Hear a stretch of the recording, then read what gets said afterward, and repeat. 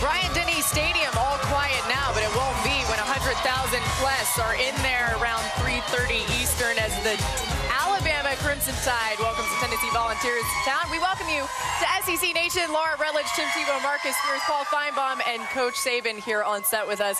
Thanks for starting the day early, Coach. Yeah. I don't know if you can hear us because obviously your fans love you, but I'm interested this week in how you have told your team about Tennessee's talent and how you've prepared them for this game with that in mind. Well, I think our players here, it doesn't take long to figure out that the third Saturday in October is really kind of an important date for all of our fans and probably all their fans. So it's a traditional rivalry that I think all of us cherish and respect. And regardless of anybody's record, I think you need to be ready to play your best football in this game.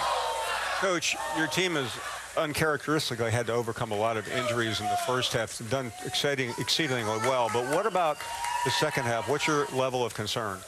Well, I think the big thing probably would be on defense. And because we lost 3 players at the same position, basically, and they were all pass rush type guys, that how do you replace those guys? And I don't think we can really afford to lose a lot more players at that position, and hopefully we'll get Deshaun Hand back, which will help us.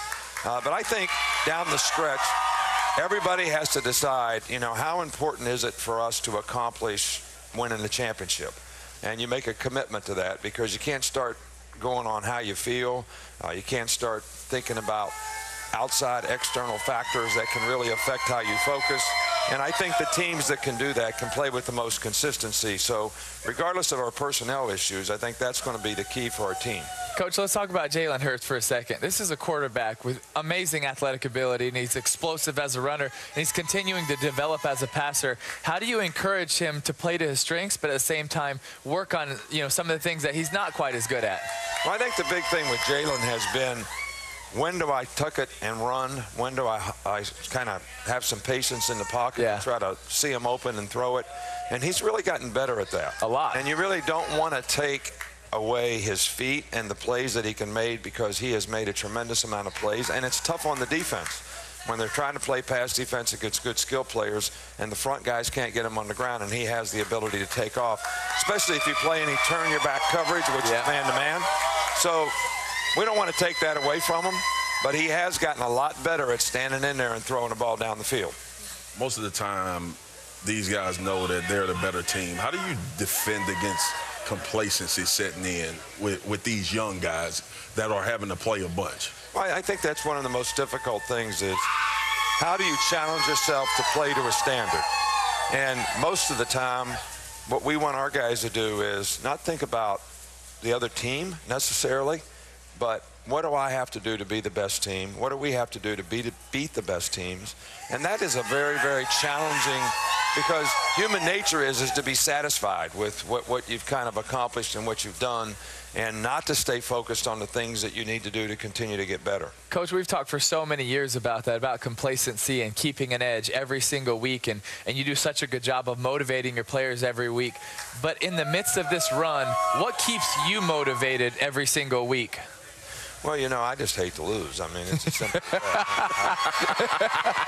You can say what you want to say about anything, but I guess you've been around long enough to know you're kind of only as good as your last play. You're only as good as your last game. So to stay focused and do things sort of in the same routine to get your team prepared, and to make sure that the psychological disposition of the people in the organization is what it needs to be for them to carry out their task in a first-class, high-standard way.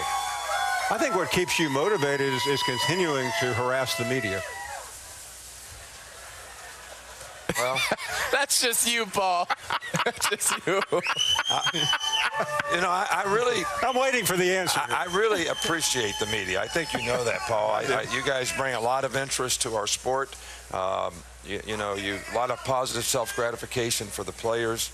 But when I make the statement that a lot of the noise out there is a little bit poisonous to the minds of the people that you're trying to coach and the people in your organization, that's just part of the external factors that I talk about, because you hear about how good you are, you hear about where you're ranked, you hear about how much you're favored in the game, and I'm trying to counterbalance that by not letting that affect their motivation. So sometimes I like it when you criticize me. Is that what you had to do to this guy back in the day? Yeah, he probably bought into rat poison all the time. A lot of it. I bought into it. Coach, what's the biggest deficiency on this team right now that you can see at this point? You know, look, everybody's got their issues and problems. Every team's got some issue and problem. There's no perfect teams out there. I really think is what I talked about before. Do you have the psychological disposition to be able to sustain a high standard and a high level of how you prepare for games, how you practice, how you get ready, how you respect your opponent, how you go out there every week and try to play?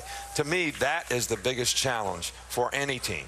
It's not a personnel issue. It's not we don't have a good enough right corner, we don't have a good enough outside linebacker, we don't have a good enough center. That's not the issue. The issue is, can you get them all to play the way they can play? Coach, thank you so much for joining us. Right now. Yeah, we're motivated to get through the rest of our show. We really appreciate you.